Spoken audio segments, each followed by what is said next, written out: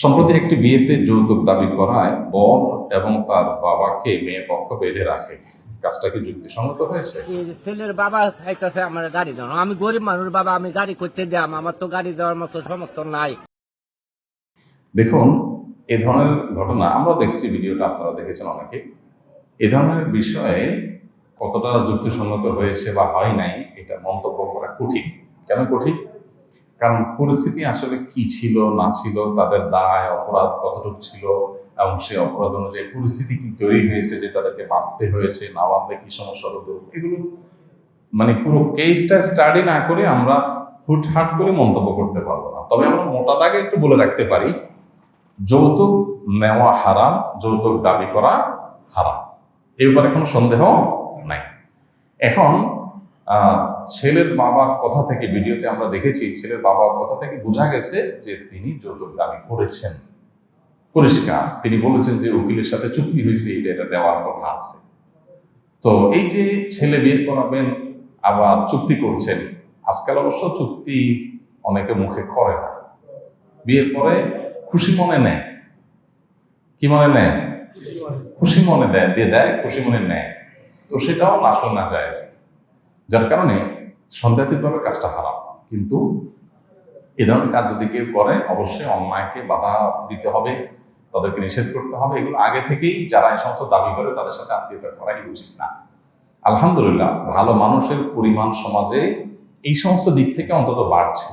অনেক অপরাধের মাত্রা বাড়লেও যৌতুকের প্রথা, যৌতুকের অভিশাপ, এগুলো সমাজ থেকে আলহামদুলিল্লাহ দূর হচ্ছে। এবং এটার জন্য এককভাবে অবদান এদেশে আলেম সমাজের।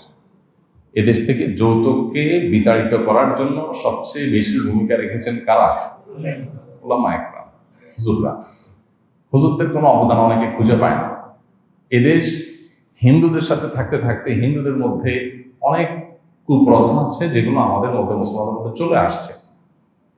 এর মধ্যে আপনার কন্যা সন্তান, তাদের প্রতি একটু বৈরী ভাব, এটা মক্কার মুশরিকদের মধ্যে ছিল।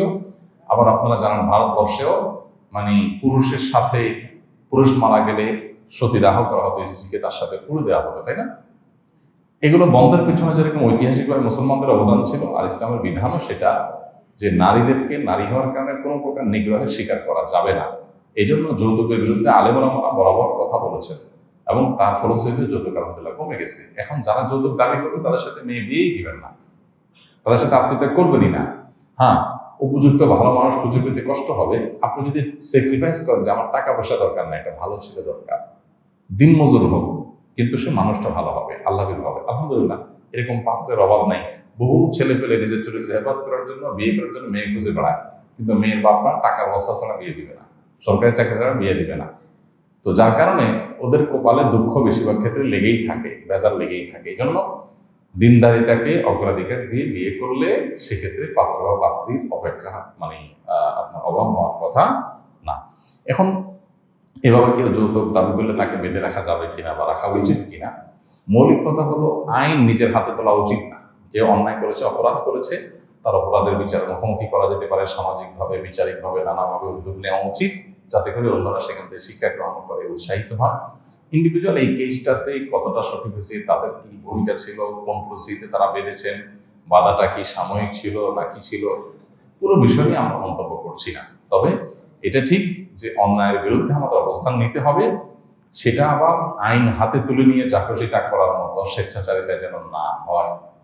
কারণ স্বেচ্ছাচারিতা যদি হয়, কারণ যদি জুলুম যদি হয়ে যায়, মাত্রা যদি হারিয়ে যায়, তাহলে সেক্ষেত্রে সেটা আবার কি হবে, আরেকটা অন্যায় হবে। এই জন্য ব্যালেন্স করতে হবে। আমাদের মধ্যে যদি কেউ অন্যায় করে, জেনারেল কথা বলতেছি, এই ঘটনার বাইরে এসে যদি কেউ আপনার জুলুম করে, তাহলে আপনি কি করতে পারেন? কেউ ধরনের একটা বকা দিছে আপনাকে, বা আপনাকে একটা ধাক্কা দিছে, আপনি কি করবেন? আল্লাহ তাআলা কোরআনে কারীমে বলেছেন, ফাইন আকাবু ফাআকিবু বিমিসলি মা উকিবতুম বিহি। আপনাকে কষ্ট দিয়েছে, তাহলে আপনি ঠিক যতটুকু আপনাকে আঘাত করা হয়েছে ততটুকু আঘাত করার রাইট আপনার থাকে, মানে ততটুকু মেপে মেপে, এর বেশি না। কিন্তু সেটা তো রিস্কির ব্যাপার, মানে ওরকম মাপজোপ করে দেওয়া তো কঠিন। সে দিল একটা, আপনি দিলেন একটা, সে দিছে ওইটা কত শটা, কত কেজি, কত ওজনের, ওরকম মেপে মেপে আরেকটা দেওয়া তো কঠিন, তাই না? এই জন্য আল্লাহ তাআলা আয়াতের পূর্ণাংশে বলছেন যে ওয়ালা ইন সাবারতুম লাহুয়া খায়রুল লিস-সাবিরিন। আর যদি মাফ করে দাও সেটা হবে অধিকতর উত্তম, কারণ সেফ, তুমি রিস্কে গেলা না।